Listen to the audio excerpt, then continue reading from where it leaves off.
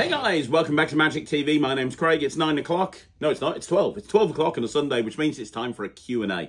Now, this is where I take all the questions that you've asked over the course of the week and I try to answer them to the best of my ability. Now, first of all, I want to point out to you that any questions that I ask on here, I am giving you my raw and filtered opinion. I'm not reading these questions beforehand. A lot of the time, if there's a video which I think can be made into a longer video, I will actually do that at some point in the future. The other thing is, I film these generally on a Tuesday or a Wednesday. It's Wednesday afternoon. I'm just about to film it now. So you want to try and get your questions in before Wednesday to guarantee having them asked. If I've missed your question, I very much apologise. Ask it next week and I'll get back to it again. But with that all being said, there are a ton of questions. Flicking through this, I can see a load of questions. So we're going to get straight into it. Let's start with this week's Q&A. Okay, so the first question actually is from Stephen Peters, and Stephen says, hi again. Hi, Stephen. I have a question about the Netrix. I know you have a very high retention rate with people who sign up. Yes, we do. But I'm wondering if a gold member slots ever open up, and if so, how often on average? They haven't opened up since the launch of the Netrix a year ago. So here's the thing. When I'm a big believer in anything that I do, I do. And what I mean by that is I like to be in a situation where I say if I'm going to do something, I'm going to do it. It's why you're always going to see that there's a Q&A up every Sunday. Even if I'm out of the country, I'm going to pre-film it. I don't overload myself. So when I came up with the concept of the Netrix and specifically the gold package, I knew I couldn't really do more than 10 slots because I spend an hour. There's 2 sessions. So as a gold member, you get a 1 hour one-to-one with me every 2 weeks. So in a month, you're getting 2 sessions. So that's 2 hours. So with 10 gold members, that's 20 hours taken up with one-to-ones with gold members. And it's normally a lot more as well because they have accountability calls with Sarah. They also have... I do a lot of research into things that the gold members have brought up with me beforehand as well. So there's a lot of time and effort that's put into it. So I knew I could do 10. So I set it at 10. When we launched the Netrix, the gold slots went very, very quickly.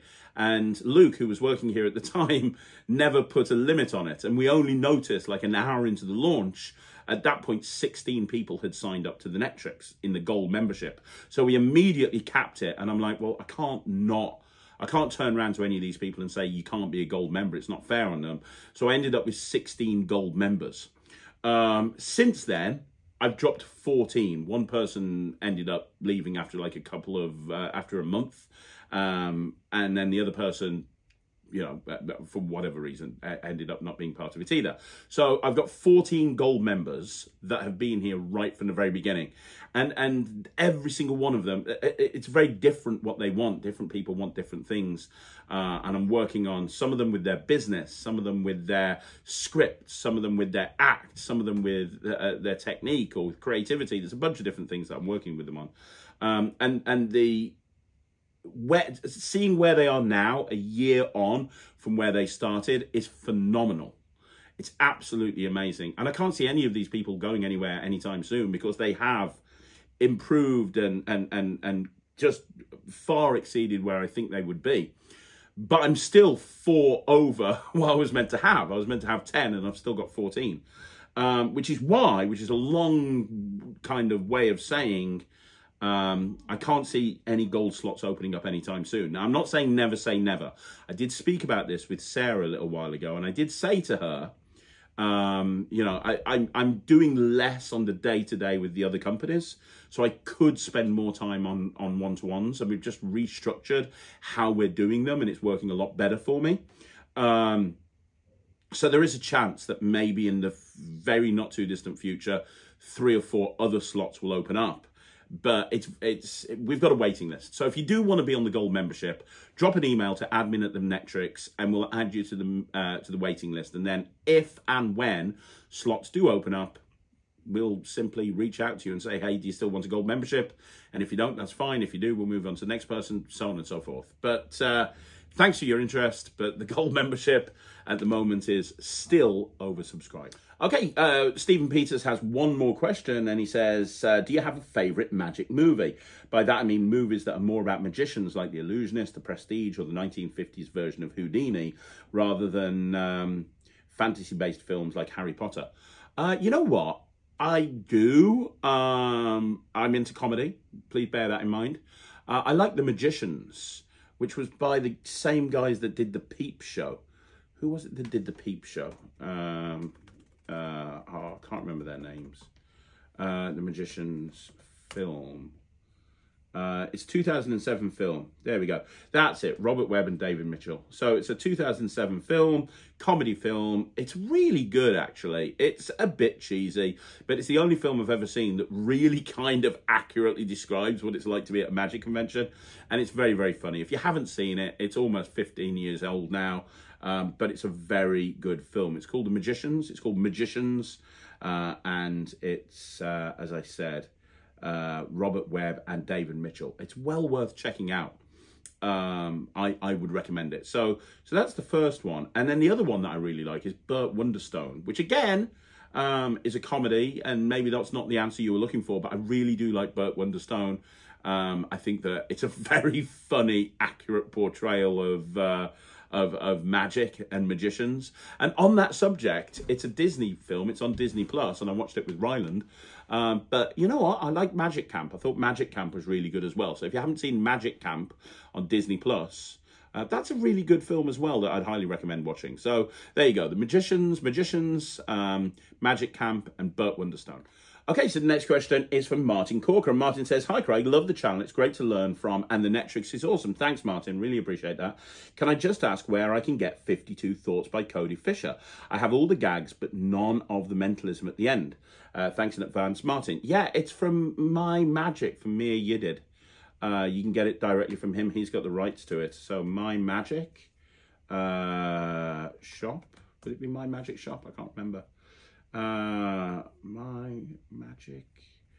I'm trying to find it here. It's Mia Yidid. Where is it? Yidid. Mia. Okay. mymagic.com. That's it. mymagic.com. So mymagic.com, which is a great magic shop. And if you go on there and you type in 52 Thoughts, you will see it's right there, $25. 52 Thoughts, Cody Fisher, $25. The only place I think you can get it from is Mia Yidid's magic shop, which is mymagic.com. Okay, so the next question is from Seth Howard, and Seth says, great video as always. Now I know where to get ice cream when I find myself across the pond. You're more than welcome. I'm looking for a recommendation for a coin routine appropriate for a formal close-up setting where there's already a magician doing coin matrix and another doing coins across. Cheers. Okay, so you want to kind of stay away from coin matrix and coins across. So there's a couple of different options that I would go for in that situation. And you say it's a formal close-up setting and there's somebody doing matrix. So I'm guessing you're going to have a table with a pad in front of you. So the first thing to go for is some sort of wild coin. Now, you could go for the classic David Roth wild coin with a cup. That would work really well. And wild coin is completely different to what those other mythical magicians are doing. So wild coin is great. And I think that you can structure a really nice wild coin routine. As well as, and if you are in a kind of a formal sit-down setting, with wild coin, you can kind of go more advanced with it and do it's kind of the David Roth style coin routines that he became famous for back in the day, like the Rainbow by David Roth, where all of the coins are turning into different colors of the rainbow, and then there's a production of a pot of gold. That's really good. The table, which was the coins through table using a little doll's table. TCC have just bought that back out as a physical product. That's really cool because you could do it through the doll's table and then you could actually do it through the actual table. So that's really cool. Anything that's involving other coins, because both of those routines that you said, the matrix and the coins across, are coins moving around all over the place. So I'd really stay away from that. Purse in the glass is a great example where coins change places with each other. 3 coins go in a purse, 3 copper coins go in a purse, 3 silver coins go and get dropped into a glass one at a time, and they change places between the purse and the glass. That's a fine routine. That works really well. Trying to think of anything else. And portable hole would work really well. I do portable hole an awful lot. I have my own handling. I have 2 or 3 different handlings of portable hole. But portable hole is great because it doesn't involve coins jumping from one place to another. It's about the concept of coins vanishing into a hole and then going back into the invisible purse that they came out from.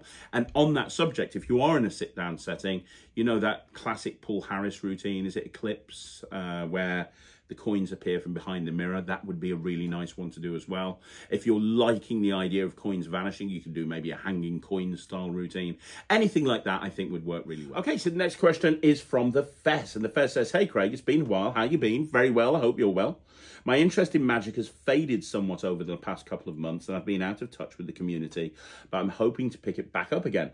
I remember asking you when your reflipped project was coming out with Penguin, any word on a release date yet? I was with Penguin a couple of weeks ago, and I was asking them about this because I'm genuinely sick to death of people asking me about it. And they said that it is coming. They're trying to source the correct flipper coins, I believe, because they want to offer a version where, you know, if you haven't got a flipper coin, you can get it. So I think that's what they're kind of going down the route of doing, so that's taking a bit of time. Beyond that, I don't know. I would hope this year, but I don't really have anything to do with when Penguin released their tricks. Also, I remember you were saying that you were going into a deep dive on who Mr. Blonde really is and that you knew who he was, and if my memory serves, you also said you were going to expose who he was in the video. I can't remember which one. Is that still going through, or are you planning on scrapping that idea? It's not been scrapped, it's been put on hold for a few different reasons, but the video will be coming at some point. But I just have to wait for some I's to be dotted and some T's to be crossed. Sorry about being evasive, I think is the word. I'm sorry about that. I can't really say anything else, but the video will see the light of day sooner rather than later. I just have to wait for some things to fall in place first. Okay, so the next question is from David K. Magician, who says, hi, Craig. There are magic tricks with a flirty or a sexy theme, many of which seem dubious taste. Do you know any such tricks that are not incredibly creepy? Or is this rather a question of presentation and character that could get away with it? Yeah, you know what? I don't pull those routines off very well at all. But here's the thing. So I've seen some incredible close-up magicians do something like the sponge balls that turn into the knob. I can't remember what the name of the trick is now. But I've seen some incredible close-up magicians do that and kill with it. And I just can't make it work for me outside of something like a hen party or a stag do. I can't really make it work. I kind of cringe at it. And I think you've got to have faith in the material in which you're performing, right? You've got to have faith in the material you're performing. If you don't believe in it, nobody else is going to believe in it. And a lot of this stuff, like the Saturn magic, I'm going to find a card with my cock that I'm going to stick out of my trousers, and, you know, anything like that. And, hey, I want you to go and kiss this nun. Oh, look, I've got a picture of you kissing a knob. All of this sort of stuff. It's not really something that I really want my audience to experience. So unless I'm in a situation where that's all they want, like a hen party, I would tend to avoid that sort of stuff with the plague. I think it's a combination of being the right type of character, because you don't want to come across as cheesy or bad taste. And that's the problem, right? Even if the group of people that you're performing it to, even if they're enjoying it, other people might not. And you know, what's the point in doing something that a percentage of people are going to find offensive? Even if they're not going to vocalize that and say that to you, there is a chance that there's going to be a percentage of people that are going to find that sort of stuff cheesy and tasteless. And if that's the case, why do it, right? Why bother doing it if they're going to be, if it's going to cause something that might damage your brand in the, you know, in the weeks to come? And somebody sees you perform and they go, oh, I don't want to book that guy because I wasn't happy with the type of magic that he did. So I'm sure that there's certain people that can pull it off. I know I've seen certain magicians pull it off. I think it's a question of character, the type of person you are, the environment in which you're performing. But when there's so much really good material, why bother? So the next question is from Ryan Mabe, and he says, do you have any tips or tricks for slowing down during the performance of a trick? I find myself going really fast sometimes, maybe because of nerves. Do you tell yourself to slow it down, or is there something else that would be good to try? Thanks as always. You know, it's something I've always struggled with, to be honest, that whole, especially in the early days of me as a performer, and I always used to speed up. And it's something that Ryland does as well, that I'm always having to call him out on. And it's something that you can do very, very easily. You can kind of get into that. And you're right, I think it's a combination of nerves, but I think it's also a combination of, you know, maybe it's a new routine and you're not as comfortable with the routine as you would have been if you put a bit more work into it. And I think a lot of the time you don't realize that you're going as fast as you are. I think the big thing that you need to do is you need to consciously tell yourself to slow down. I think you need to consciously say, I need to slow down on this. And part of it is videoing your performance. And a lot of people don't do that, but you really should. When you're practicing and you're rehearsing, you should video it and you should look back at it. When you're performing at a gig, you should film the gig and look back at it and go, well, you know what? I presented that thing way too fast. I was just going through the, you know, or whatever it may be. Filming your performances, your live performances and your rehearsals is the biggest piece of advice I can give you in this, because it will show you the times that your performance wasn't as good as it was. There's so many moments that I've come off stage and I felt I've smashed it. Oh, that was amazing. The audience loved it. Oh, it's absolutely fantastic. Then I've gone and watched the video afterwards and I'm like, well, yeah, they really enjoyed it, but there's so much that I need to work on. It could have been so much better. And it's very easy to walk off stage and have a reaction from an audience going, oh my God, that was amazing, and just assume that your performance was brilliant.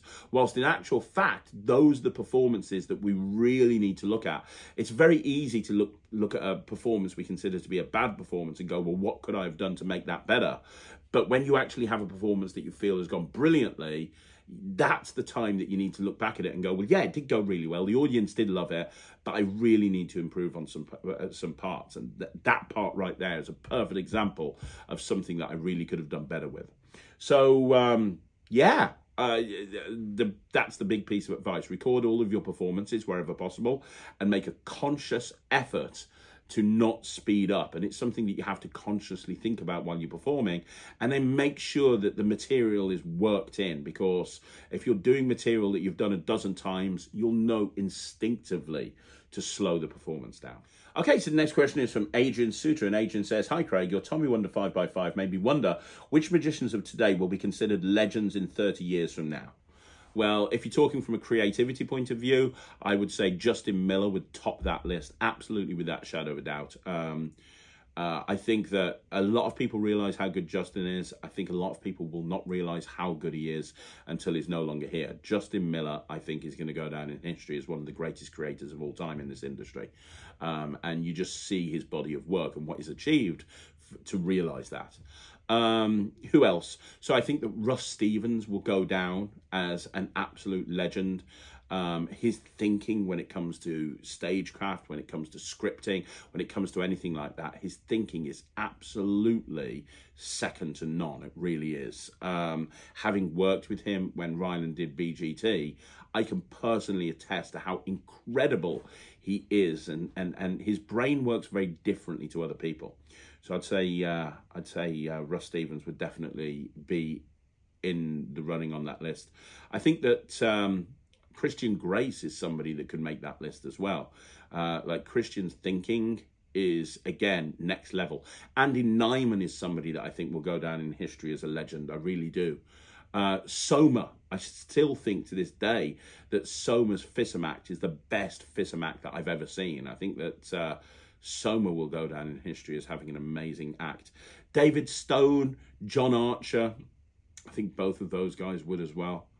You never know, really, do you? But those are the names that spring instantly to mind out of the ones that already are legends. I think it's safe to say that people are going to be looking at Dynamo and Darren Brown as being absolute legends, but there's a lot of other people as well, and I think that's the start of a good list. Okay, so the next question is from Junior Rodriguez, and Junior says, big fan of the Petties here. Thank you, buddy. Any recommendations on a folded card-to-card box? I'm on the fence on Clarity Box because of some reviews talk about angle issues. Thanks in advance. Well, Clarity Box is good. I've said over and over again, for me, the best folded card to impossible location is the Destination Box by John Allen. Destination Box is brilliant, and I use it in every single stage show. To close my cabaret show, I use it in most illusion shows. It's great for close-up, it's great for parlor, it's great for stage. And what's really nice is you can put the box down on the table, you can give it to somebody, and then when you take it back, you can have the whatever appear inside it. And it's inside a box that's inside a box, which is really cool. And you can change what's going to go in there on the fly. And what I mean by that is you can put it down on the table, anticipating that you're going to do a folded card to box. But then if you wanted to, you could do a ring to impossible location or a bill to impossible location. The options are limitless. So I'd say that the Destination Box is up there. Also, I talked earlier on about David Stone. David Stone's Cell, which is old as the hills now, was for me one of the best card to impossible locations I ever saw. It was when you had the old style phones before smartphones became really popular. And it was a card that appeared in the battery compartment of one of those old cell phone style phones. Now, I still have my Cell, and I got myself an old phone to be able to do it. And it's kind of an interesting concept because you say, hey, who remembers one of these? Really old. Nobody uses one of these anymore. This doesn't even switch on. But I'm going to show you something really cool with this. Can you hold on to that for me for a minute? And so you can still do Cell, but you can get an old phone very, very cheaply. And the actual methodology behind the card going into the phone is still as good now as it was back in the day. And if you want to go further back in time, Joshua J in the Magic Atlas had a folded up card that appeared in a remote control. And the presentation behind that was brilliant. So we had this remote control, and the idea is that the spectator would have different buttons that they would press. So, for example, when he pressed fast forward, the card would jump from over here over to here. When he pressed rewind, the card would be back on top of the deck. Hey, if I put the card down in the middle and hit rewind, it's back on top of the deck. You could have a card that you're holding here, and you hit pause, and the card's now floating in the air. There were so many different ways that you could actually take this from a methodology point of view. But the concept that Josh came up with is at some point the remote control stops working, and then when they open up the battery compartment, there's a folded up card in there, and it's actually their card. And it was the caps style card to box, but built into a remote control, which was brilliant. Talking about the cap style card to box, Tommy Wonder's ring box, Tommy Wonder's card to box, which got bought out, I think, by Flirty Magic or someone like that recently, is great. I reviewed it on the review show at some point, so it's worth looking at that. And if you want a kind of a more of an ungimmicked version, Toy Box, which is a download available from Penguin, is a great ungimmicked card to box that's really good. That's great. Absolutely amazing. And then a big shout out to the original mystery box by John Kennedy. That's a great way of doing it. And if you want to kind of take that mystery box concept and go in a different direction with it and still have it the mystery box, but you can literally make the box up in front of them, have a look at the Prop Dog version of the mystery box. I think it's called Mystery Blocks, and it's a Lego box, and you build it up in front of them and the card appears inside the Lego box, and then you tip it out and it's their card. So there's a few different options for you. I've performed all of those over the years, and they are all really good. Okay, so the next question is from Aviator Barzilay, and they say, I may have asked this question before, but I'll ask it again to be safe. I don't think you have. I only do kid shows now, but I want to add adult shows too and walk around to the mix. What are some tips for it? Do not get me wrong. Like you, I love doing kid shows, but I want to do magic for adults as well. Okay, so book some festivals, book some restaurants. The best thing to do, if you've never done start with walk around. Start with walk around is what I would suggest, because it's an easy transition, because there are family restaurants out there that will very, very easily want somebody to come in and do walk around magic, especially geared towards the kids. So as a kid show performer, you'll be able to do that very, very easily. You'll probably even be able to take some of the stuff that you do in your kid show and transition it into a kind of a close-up environment. And that's what I've done. When I do close-up magic for kids, the themes of the tricks are based on the themes that I do in my show. It's just that I've changed the prop slightly, if that makes sense. So what I would say first of all, this is the important one, is I would start with close-up or walk-around magic, book some festivals where there's lots and lots of people and you can just do 1 or 2 tricks per group, and then book some restaurants and just go and do it. That's the best thing to do. Just go and do it. But by going and doing festivals and restaurants, what you'll be able to do is you'll be able to slowly introduce magic that's really designed more for adults than it is for kids, if that makes sense. So what you can do then is you can kind of, the kids will enjoy it, like Ambitious Card, for example. Ambitious Card isn't necessarily a kid's trick. It's the trick that, but kids will enjoy it if they're watching it, but it's mainly for adults. There's a lot of magic like that, right? There's certain close-up tricks that you would do, and it's designed specifically for kids. But a lot of magic is designed for adults, and if kids watch it, they'll enjoy it. So by doing festivals and focusing on the kids, the adults are going to be there watching. If you're doing restaurants and you're focusing on the kids, the adults are going to be there watching.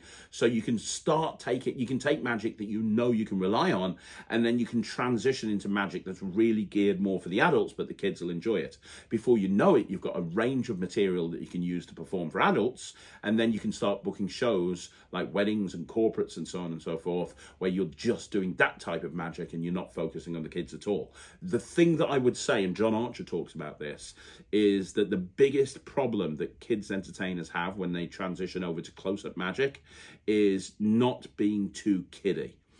You don't want to be too kiddie when you're doing this stuff. You don't want to be over the top, larger than life, too kiddie. It doesn't suit a corporate environment. It's not going to work as well as if you were being you, if that makes sense. So when you're transitioning over, make sure that you're focusing on presentations that will appeal to the adults, and you're not just bringing your kid show persona over. Other than that, that's probably the best way to do it. And then after that, you can start moving towards stage shows. Okay, another question from Aviator Barzilay, who says, I find myself in a situation where kids tell me that they know and have the trick I'm doing, but I managed to do it another and unique way. So I need more tricks for kids, but I'm on a budget. Do you have recommendations for not much expensive tricks to add to my show that are not so common or not common for lay people to know? And if it helps, I have between $30 to $60, and I would like to use the money as best as I can. Thanks, love your channel. Tell Ryland he's the best. Oh, he's got a big enough ego. He doesn't need to know that.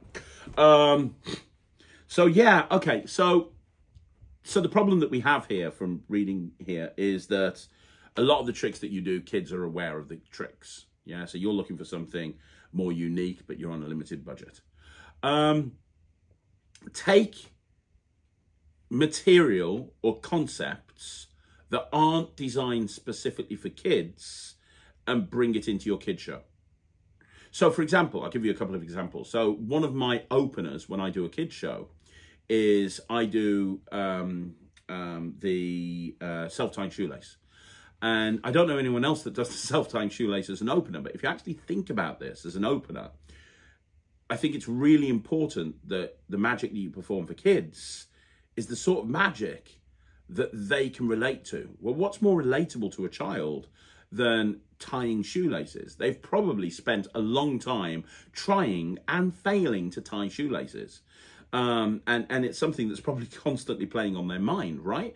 So if you say, hey, you know, you walk out and you've got your shoes untied, bearing in mind the kids are on the floor looking up at you, within 30 seconds of walking out on stage, they're going to see that your shoe is untied, and they're probably going to tell you, and they're going to say, hey, your shoe's untied. At that point, you can look down and you can go, okay, yes, it is. But luckily, I'm a magician. I can tie my shoes by magic. Who'd like to see me tie my shoes by magic? Okay, all I want you guys to do is shout the magic words, abracadabra, and my shoes are going to tie by magic. 1, 2, 3, abracadabra. You shake the foot, the shoe's tied, and you carry on with the show. That's incredible for a kid. That's absolutely incredible. You do that, and they're just going to be blown away. That's more relatable than anything else you can put in your magic show. But a lot of kids entertainers do it because self-tying shoelace wasn't really advertised as a show for as a trick for kids performers. So think about stuff that's not really necessarily done by kids entertainers, and think about doing that. Mentalism is another example. Do a center tear. Ask the kid, who likes Paw Patrol? Who's got a favorite character in Paw Patrol? Have you? Right, okay, write it down on this piece of paper. And I'm going to tear it up and put it over there. Fantastic. And now you've got in your box all of the pups from Paw Patrol, and you're going to produce one in a particularly fancy way. You know, there's a million different ways that you can actually do it. Rubik's Cube magic is great because it's a toy ultimately at the end of the day.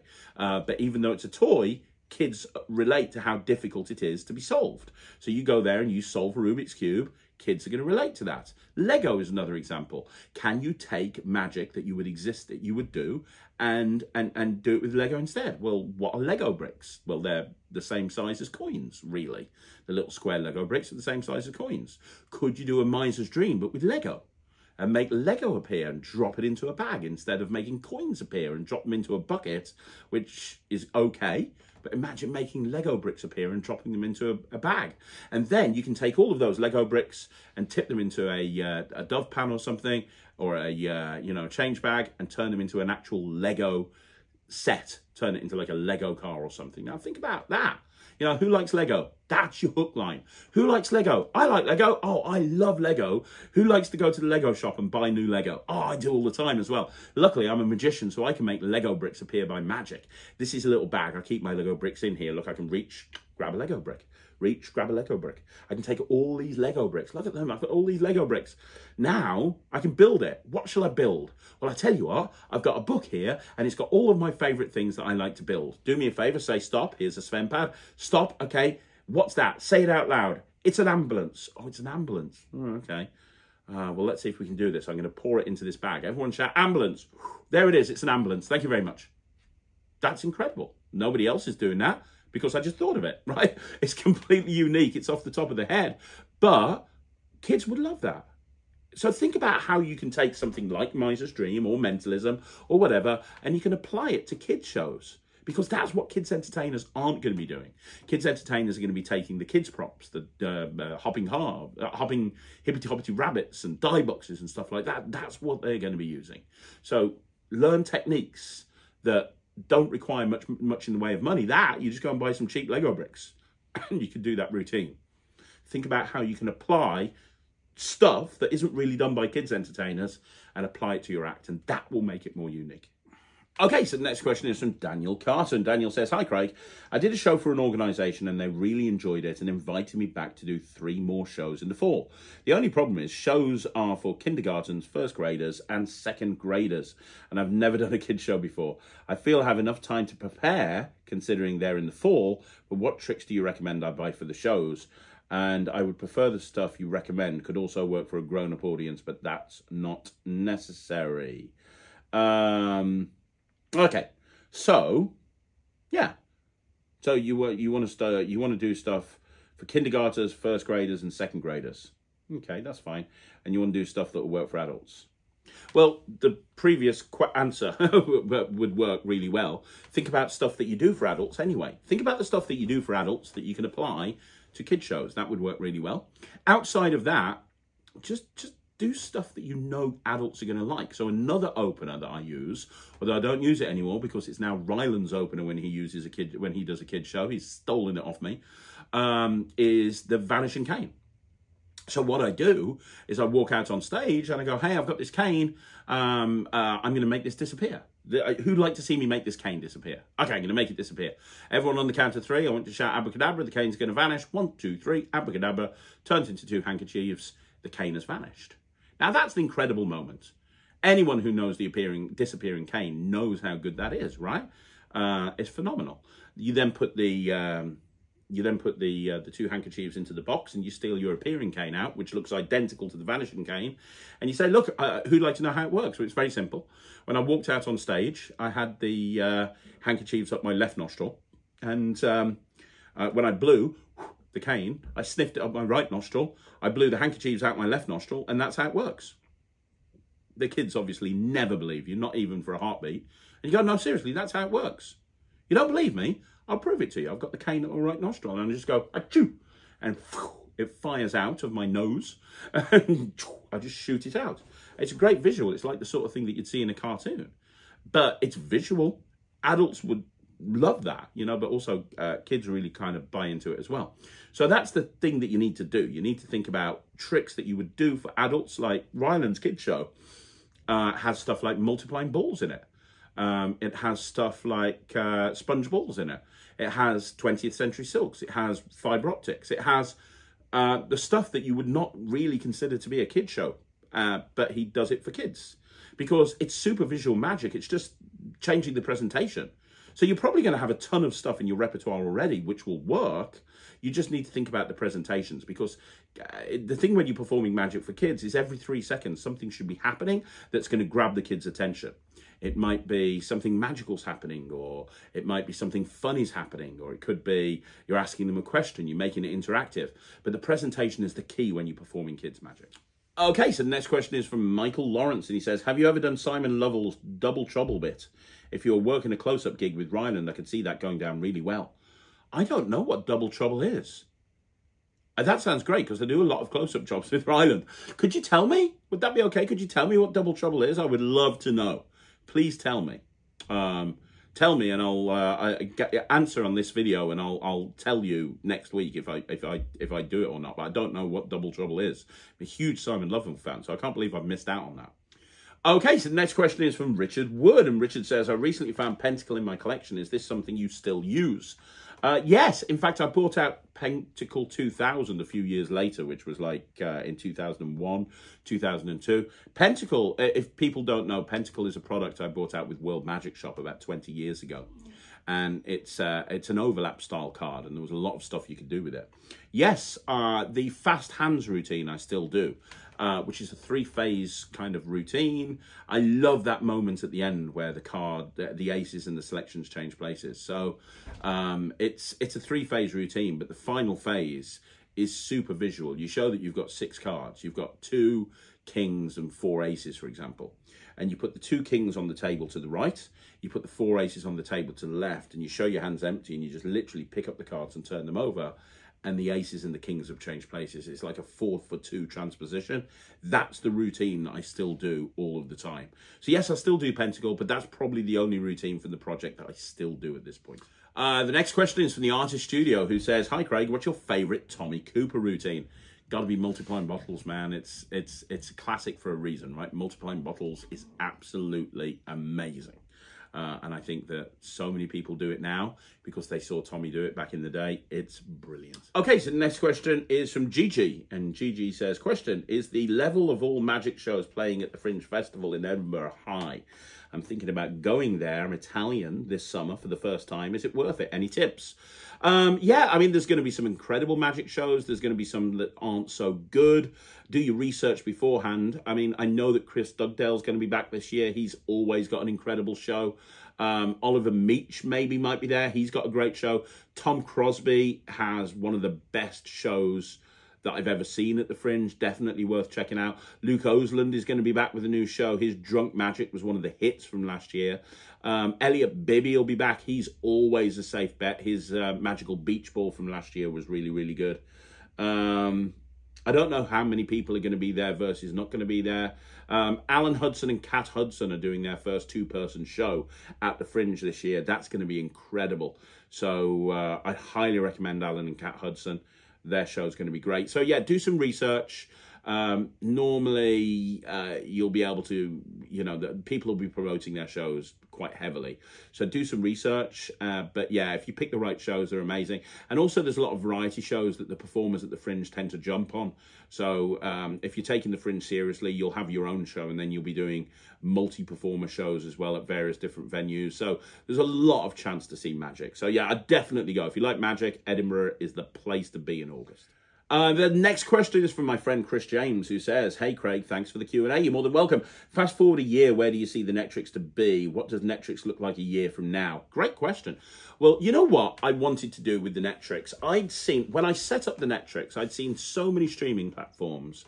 And one thing that I felt that they did is they dropped the ball a little bit, in that they promised the world and then they didn't deliver. And one thing that I tried to try and do in the first year is keep up the schedule that we promised our subscribers. And this comes back to what I said at the very, very beginning, which is when I say I'm going to do something, I'm going to do it. So we promised that every 2 weeks there would be 5 new tricks being uploaded to the Netrix, and we've hit that every 2 weeks. And that's the first thing that we wanted to try and hit. And then the second thing we tried to hit is listening to feedback and improving the site based on feedback. And a lot of feedback has come in, and we've been changing and improving things based on that feedback, which has been really, really awesome. And one thing that's been said from the silver members is they want more material uploaded onto the silver level. So we're doing that. As of the next upload, there's going to be something going up every couple of weeks as well, as all the VMCs that they get access to, and the virtual magic clubs and the masterclasses and all of this stuff. But yeah, where do I see it a year from now? I'm glad that after a year, it's where it is. You know, the content on the Netrix is amazing. We've just started building up the stage section. We've just started building up the kids section. I want to see a lot more stage and kids routines going up there. I'm putting my YMCA routine up there on the next upload, which if anybody saw me performing at Tricks in the Sticks will know what the YMCA routine is. I'm going to be doing a full performance of that. I'm also doing a full video outlining how to get wedding bookings. The restaurant booking video on the silver level is one of the best on that subject, I believe. But where do I see it in a year from now? I'd like to see that... for me, the Netrix is a long-term plan. It's not a short-term plan. It's a long-term plan. I have goals as to where I see it in the next 4 or 5 years, and it's going to take time to get there. And it's going to take time and budget and money, and we're constantly tinkering with it. I'd like to see it connected more to the Magic TV brand as its own, instead of its own separate identity, and that's something that I'm working on at the moment. I like to see that there's more gold membership slots. I love the VMCs, and I'd like to work out a way of making it more interactive so that outside of the gold membership, there's ways for people to have one-to-ones as well with me and with the other instructors on the Netrix. That's something I'm working on as well, and I'm kind of in the planning stages with that. I'm working with a tech expert on actually making that side of things a reality. So there's a lot that I'm actually working on, but what I want more than anything is I want it in a year's time for people to go, oh my God, this is just as good. Everything that Craig promised 2 years ago, he's hit every single schedule. It's amazing how he's done it, but he's hit every single schedule, and the volume of material on there is just ridiculous. I'd like to see more with the communities. We've got the community section on the Netrix, and that could be more refined. I've talked about maybe having a Discord associated with the Netrix, but I don't know if that's the case. But I'd like to see that. But yeah, more importantly, I'd like to see it grow and flourish and continue over this next 5 years to where I want it to be. Okay, so the next question is from Adrian Suter, which Adrian says, sometimes props are not examinable. In a gigging situation, most of the time, this is not a problem, but when performing in a social setting, excuse me, for friends or family, like many hobbyists do, spectators want to examine props. Friends are less inhibited about asking curious questions or wanting to examine props than ordinary spectators are, and they can be quite persistent. How can I deal with this situation? I think the way to deal with it, Adrian, is just to think about the routines that you're going to do, and think about how you can actually structure that routine to make it examinable. So, for example, and I'll talk about this because I've been thinking about this because there's a review going up about it tonight. Envelope 2, that's just come out through Penguin Magic. Envelope 2, the way that I would perform it, and I am absolutely going to be performing this, the way that I would perform it would be to have it at the end so that the envelope's not examinable. Because I know performing in a real world environment, the focus is going to be on the deck. It's not going to be on the envelope. I can just put the envelope away and it's totally not a problem. Totally not an issue at all. And I'm not even going to think about how I can make that routine examinable, because I know that in a real world environment, it's totally not an issue. In a social setting, you might have friends or family want to examine the envelope. Well, on the tutorial, there's 4 or 5 methods for how to make that envelope examinable at the end of the performance. Now, I'm not going to do that. I don't need to do that. However, as somebody who's maybe a hobbyist or a performer where they might have more heat on the envelope than I would, go down the route of taking one of those ideas and incorporating that into the routine. So I think the important thing here is that you think about the structure of the trick and think about if there's an element that's not examinable at the end or in the middle of the routine, how can you, excuse me, if there's an element that's not examinable at the end or in the middle of the routine, how can you actually structure that to make it more examinable? How can you incorporate a switch earlier on in the routine when there's no heat on anything? Can you add a section or a phase which cleans everything up? Just examining every routine that you're going to perform will probably answer the question for you. Okay, so the last question is from Different Magician, who says, can you respond to me on WhatsApp about when to call and join Slightly Unusual? Thanks. Well, I have replied. So you'll see that in your WhatsApp now. But one thing that I do want to say, so I run 2 entertainment agencies, Non-Stop Kids and Slightly Unusual. One deals with kids parties, one deals with corporates and weddings and so on and so forth. I probably get about 20 or 30 people a month contacting the companies, wanting to join one or the other or both companies. Just so you know, I don't even get involved with that side of things. If I was involved in the recruitment for both companies, I wouldn't have time to do a single video on Magic TV. I'm very protective of my time. So messaging me directly, and my phone number is out there, obviously, but messaging me directly is not the best way to get traction on joining Slightly Unusual and or Non-Stop Kids. And the process can take weeks because we get so many people joining. We have to... Excuse me, we get so many people joining, we have to vet the individual people that are coming in, and we have to work out if they're right, if they're not right. So my team will respond to people. But the best thing is, if you're wanting to join either one of my companies, absolutely fine, but be patient. You know, as I say, I don't have time to get back to all of my messages. I get hundreds of messages every single day on Facebook, WhatsApp, text message, and if I just sat there for like, I would literally have to sit there, excuse me, for about 6 hours a day, not exaggerating, to answer all of the messages. So a lot of the time, if you've applied to join either one of the companies, it's my team that will be getting in touch with you and vetting you. I don't really get involved in that side of things very often. So getting in touch with me isn't the best way to get a decision or to make the process go quicker.